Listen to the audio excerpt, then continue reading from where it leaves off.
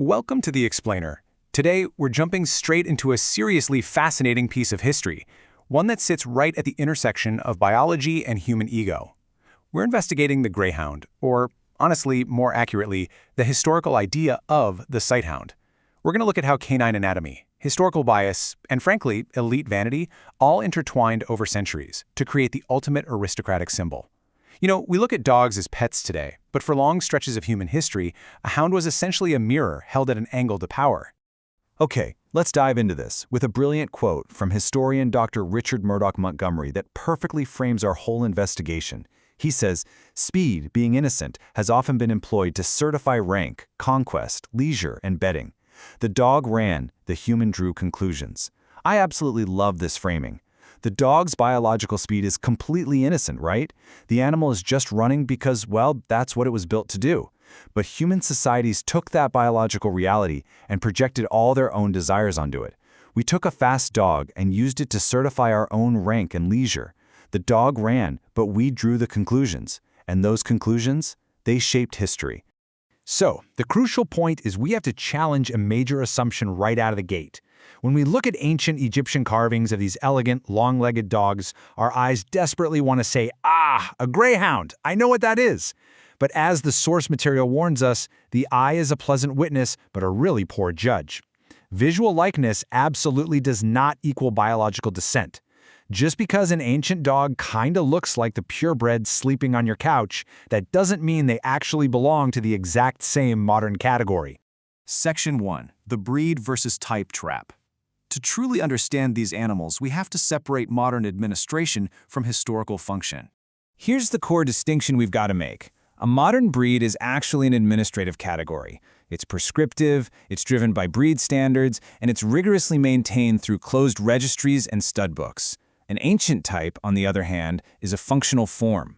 It's an animal that adapted over time for a very specific job, like speed and visual pursuit, and it was completely unbound by our modern kennel club rules. To confuse those two things is a massive historical error. As Montgomery brilliantly points out, doing so lets a modern administrative category colonize the past with the calm confidence of a tax collector. We literally cannot impose a modern, well-cut coat onto an ancestor who never even ordered it. Now, what's really interesting about this slide is we can see this exact transition happening in real time. Take a look at this 1908 American Dog Show. This borzoi is being quite literally translated from an aristocratic hunting memory, an animal born on the Russian steppes for really dangerous pursuits, into a modern exhibition culture. The nobility of the lineage survives, sure, but the original function has been completely replaced by a prescriptive standard. The dog has officially crossed from the wild field to the manicured showground. Section 2. Cautions with ancient imagery. Let's look at the flawed visual evidence that historians and a lot of enthusiasts often fall for. Notice the dogs in this late medieval tapestry. It is so incredibly tempting to look at them and just start slapping modern kennel club labels all over them. But we shouldn't read this tapestry as a literal portrait of a modern breed. Instead, what we're looking at is evidence of how hounds were made visible in aristocratic hunting images. It shows us a social economy where animals acted as these beautiful, living receipts of wealth. The artist is showing us status here, you guys, not a stud book. So, we have to ask ourselves again, does visual likeness equal biological descent? No way. We've got to remember that a family resemblance is not a certificate of paternity. A standard is not a fossil, and a painting is definitely not a kennel book. If we try to use ancient art to definitively prove modern purebred continuity, we aren't doing history anymore. We're doing archaeology with a hat pin. It's pointy, it's decorative, and it is completely unsuitable for the job. Section 3. Hounds as portable elite status. These dogs were literally living, breathing property used to signal immense wealth. When you look at a sighthound, you aren't just looking at a dog. You are looking at an animal dragging around a ton of invisible baggage. Think about it. A fast dog requires vast, open, uncultivated space to actually run. It requires managed prey animals. It requires servants and handlers to care for it. It requires significant leisure time for the owner to actually go out and hunt. And crucially, it requires the legal permission to do so. In medieval times, laws actively restricted who could even own these dogs. Therefore, a fast dog was undeniable evidence of a massive social ecology. If you owned one, you were broadcasting to the world that you had the land, the time, and the legal right to make a sport out of violence. And this brilliantly illustrates a concept called political anatomy. Think about landed power. It's fixed, right? You can't exactly carry your sprawling country estate with you to the royal court. But courtly power? That travels. The Noble Hound sat right at the intersection of the two. The dog was a mobile receipt for the owner's vast, immovable landed power. Because the conditions that made the dog prestigious, the sprawling land, the servants, the strict laws, couldn't be moved, the dog itself became the moving edge of property. It became political anatomy in motion. Section 4. Portraits as symbolic props. Let's deconstruct how elites used art to permanently cement this political anatomy into history. Dissect this image with me. This is Anthony van Dyck's portrait of James Stewart from the 1630s.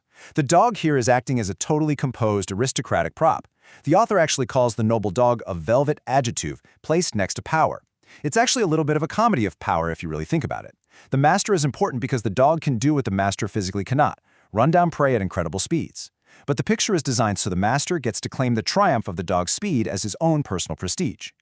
Let's move to and see how this builds, step by step, into what's called the dialectic of prestige.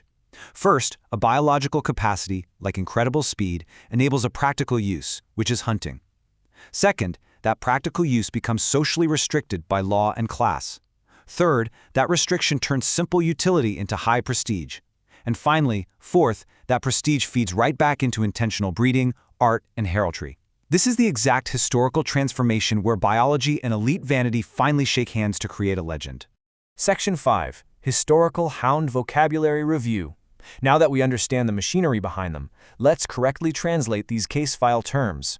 First up, the sighthound. Today, this is our broad classificatory term. It doesn't name a single modern breed. Instead, it names a functional family solving a very specific problem. And that problem is the pursuit of visible quarry across open ground, where the eye commands way more than the nose. It encompasses everything from your Greyhound to the Saluki and the Afghan hound. Then we have the older, much more poetic terms, gazehound and windhound. I absolutely love these because they preserve the historical sensory basis of the chase. Gazehound perfectly captures that fixing, laser-focused gaze right before the sprint.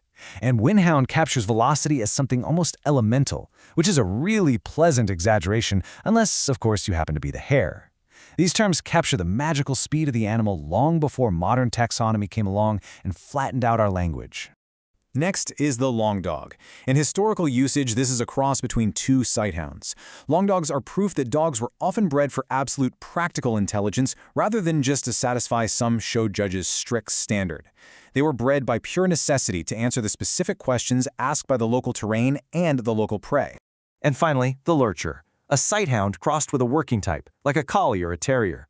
The lurcher is heavily associated with poaching and rural improvisation. The text describes the lurcher perfectly. It is a necessary affront to pedigree complacency.